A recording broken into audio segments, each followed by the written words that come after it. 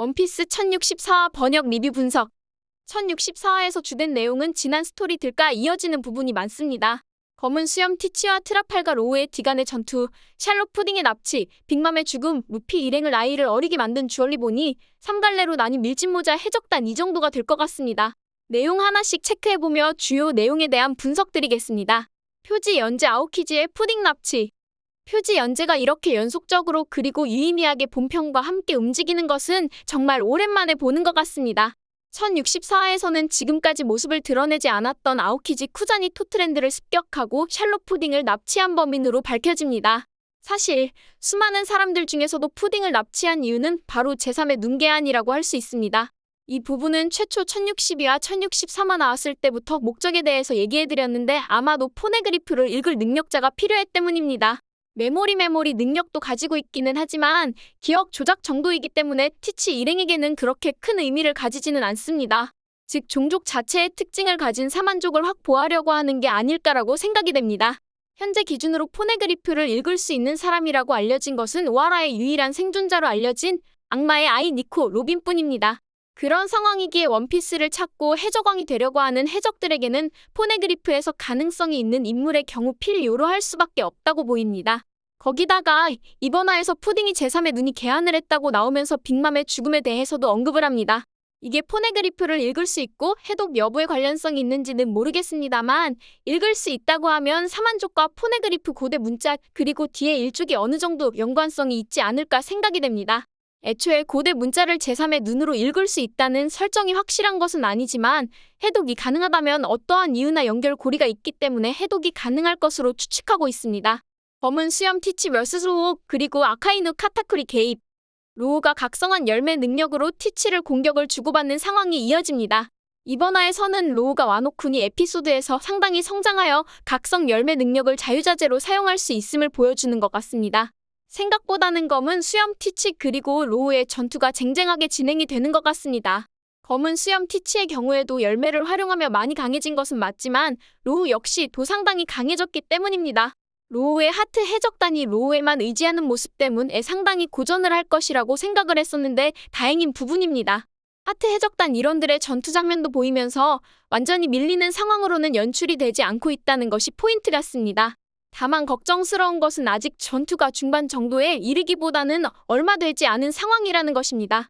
본편 작화에서 로우와 티치의 싸움이 얼마나 그려질지는 모르겠지만 후반부로 가면 갈수록 로우 일행이 지칠 가능성이 크다고 생각됩니다.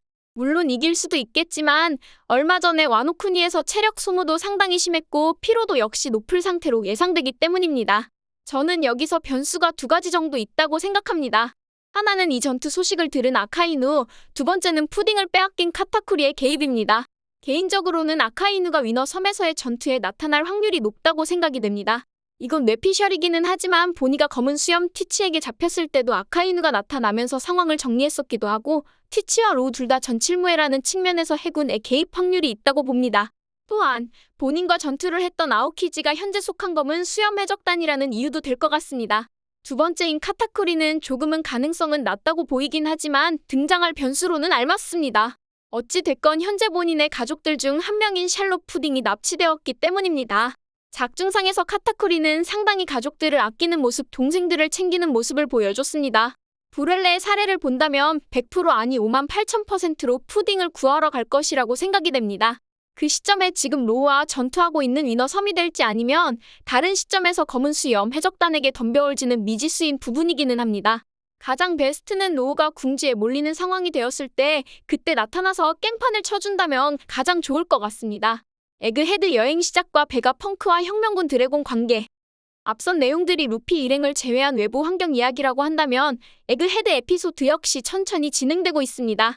그 과정에서 징베, 초파, 루피의 나이를 주얼리 보니가 변경해줍니다. 징베는 어린아이가 되었고 초파와 루피는 노인이 됩니다. 원피스 극장판에서 나왔던 그 아이네 뒤로 열매와 비슷해 보입니다. 원피스 극장판 12기에 나왔던 캐릭터인데요. 본인을 제외한 무엇이든지 12년 전으로 돌리는 시간 역행 능력입니다. 다만 주얼리 보니의 능력 같은 경우에는 본인 나이도 조정이 가능하고 상대방들도 본인이 원하는 나이대로 조정이 가능한 것처럼 묘사가 되고 있습니다. 아직까지는 구체적인 열매 이름이 언급은 되지 않아서 조만간 공개가 되지 않을까 생각이 됩니다. 한간에서는 코즈키 오뎅 와이프 토키의 능력 시간 열매를 보니가 먹은 게 아닌가라고 얘기하고 있기도 합니다. 그리고 그 열매의 각성이 완전 미래 세계로 날려버리는 것이라고 말이죠. 열매 속성이 비슷해 보이기 때문에 그럴 가능성도 배제할 수 없다고 저도 생각이 듭니다. 루피 일행 말고도 나머지 해적단이 나미 일행, 조로 일행으로 총 3그룹으로 나뉩니다. 배가 펑크 공이인 릴리스를 따라가는 나미와 상디 로빈 그리고 배를 지키고 있는 조로와 부르그로 나뉩니다. 이렇게 따로따로 다니는 전개 별로 좋아하지 않는데 언제쯤 뭉쳐서 같이 여행하는 모습을 볼 수 있을지 물론 이렇게 나뉘어서 스토리 전개되는 것이 빠르기도 하고 여러 모습들을 볼 수 있다는 장점이 있지만 집중도가 떨어집니다. 루피 일행과 별개로 쿠마의 종족에 대해서도 언급이 되며 배가 펑크가 곧 죽을 것 같다는 이야기를 드래곤과 통화하는 모습이 그려집니다. 역시나 혁명군과 연결고리가 배가 펑크가 있었다는 사실입니다. 원피스 1064화 번역 링크. 내용이 깊은 부분은 검은 수염 해적단 티치의 움직임입니다. 아직 루피 일행은 에그헤드 깊은 에피소드에 들어가기 전이기도 하고 표지 연재와 본편 내용의 핵심이 검은 수염으로 흘러가는 것 같습니다.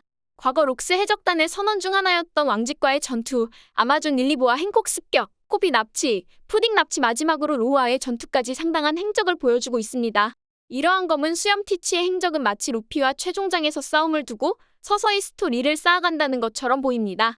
거기다가 티치가 스쳐 지나가고 있는 모든 행적들 이 록스 해적단 왕직을 제외한다면 다 루피와 연결고리가 있는 사건들입니다. 이 사건들이 언제 어떻게 폭발하여 정상 전쟁 이상의 임팩트를 주는 전쟁으로 이어질지 상당히 궁금해지는 것 같습니다.